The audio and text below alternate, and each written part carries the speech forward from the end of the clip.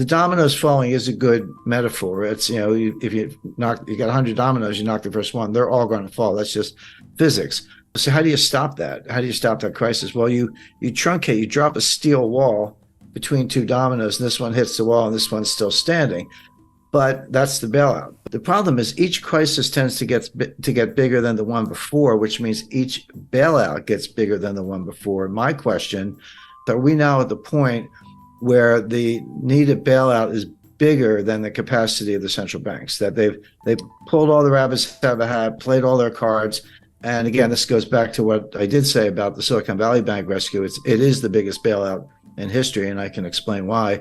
But if that's the case, what else do they have? Jim Rickards said that this is the biggest bailout in history. 97% of the Silicon Valley Bank deposit is uninsured. That's really scary, but it is the reality just a couple months back. Many big companies such as eBay and Roku had their deposit in the bank. And also small startups with just 100 employees with $5 million working capital. What happens when the bank can't meet its obligation because they don't have the money? Well, there will be a bank run. Started with one guy named Peter Thiel who tweeted on Twitter, and boom. You got yourself a bank run. Back in the days, people would wait in line and crammed in the bank just to get their money back, but now we can move billions of dollars just with our iPhone. And Jim said that the next crisis will be in the dollar itself because people will lose confidence in it, so we can't bail out the dollar with the dollar itself. So what should we do? Let's hear more from Jim.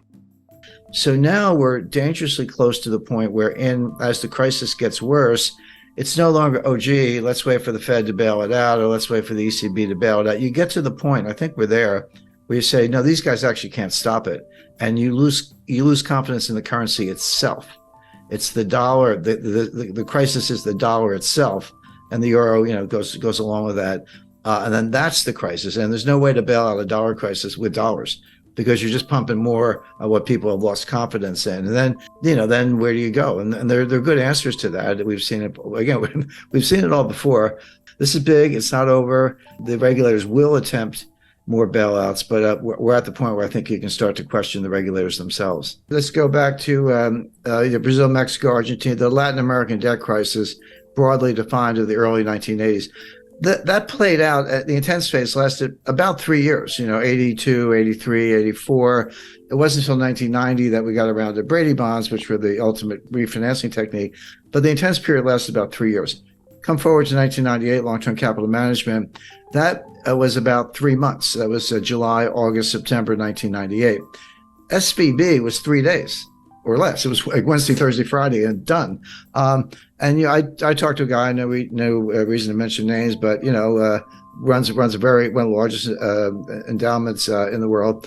And he said, Jim, we moved. We were moving $8 billion out of Silicon Valley Bank, and we got the wire transfer request in, but we didn't know, because you get to close business Thursday. We didn't know until Sunday that the money was going to move. We got a confirmation on Monday. We didn't end up moving the money, but there was about a 48-hour period there from Friday to Sunday when no one knew that the wires had been completed. The recipients didn't have them. It was just in limbo, and it worked out. One of the big crypto promoters, they had $3 billion in Silicon Valley Bank. And they talked about, all these small entrepreneurs and startups, they got 100 employees and $5 million in working capital, and that money's gone and they're all going to fail. There was something to that. But the fact is, you had Roku, Cisco, eBay. I mean, there were huge companies with multi-billion-dollar deposits in that bank. It wasn't all a bunch of little guys. So, but yeah, you can. In the old days, you had to line up around the block, and maybe it was raining. You're standing there in the rain, waiting for your turn to get up to the tower. Now you can be in line at McDonald's, with your cell phone, and just a couple hits, QR code, and boom, $10 million is gone. And what Peter Thiel did, and he was right. I mean, I'm not criticizing him. He got his own money up, but he sent out like an SOS to Silicon Valley. He said, all of you, whoever you are, get your money out now. And a lot of people did, and that was that $40 billion. So the time frame is becoming more compressed because of technology. You're exactly right about that, which means that the response function has to be equally compressed, or else you are going to have all the consequences of an honest to goodness global financial crisis. Imagine you're a small business with a working capital of over $250,000. And then some weird thing happened and you can't get your money out of your bank.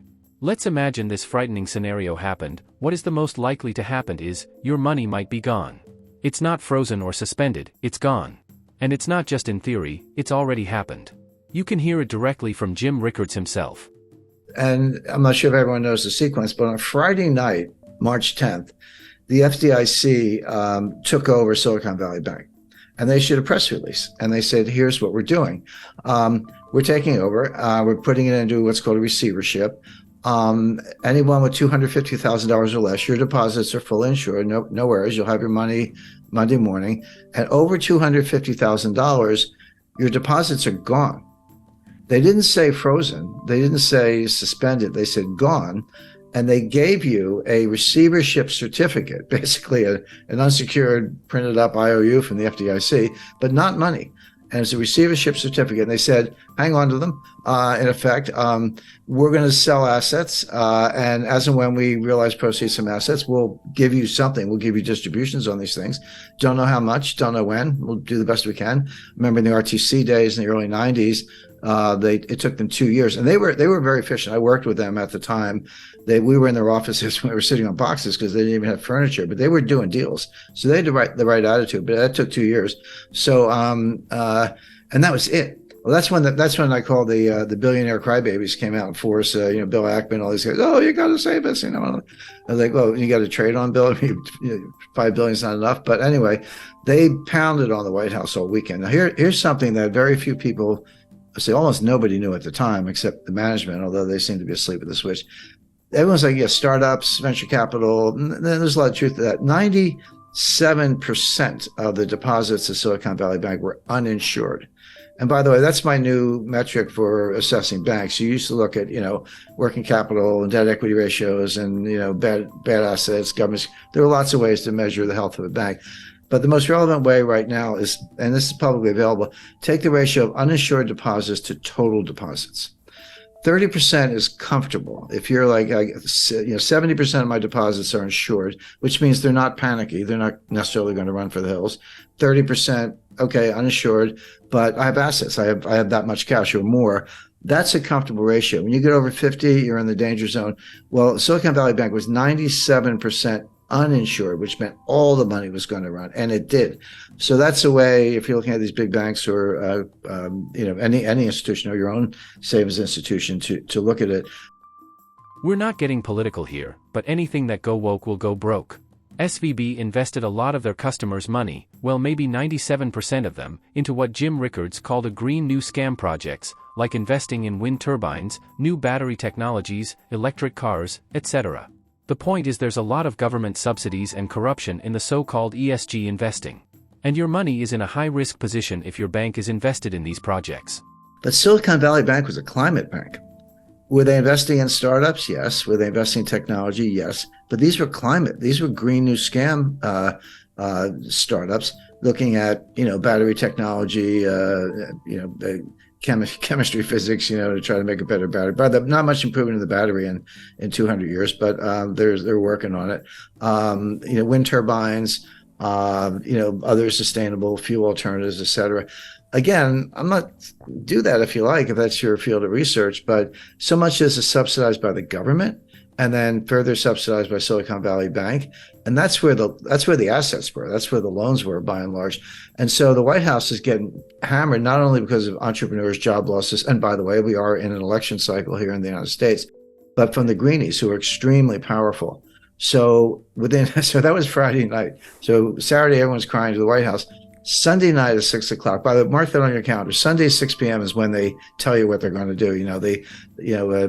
6 p.m. Sunday, November 12th, they came out on, March 12th, they came out on Silicon Valley Bank. The following week, 19th, that was Credit Suisse. And then the week after that, it was something else.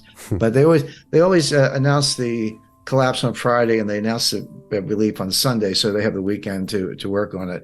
But you got to be careful about 3-day weekends. Easter, Easter's an example. But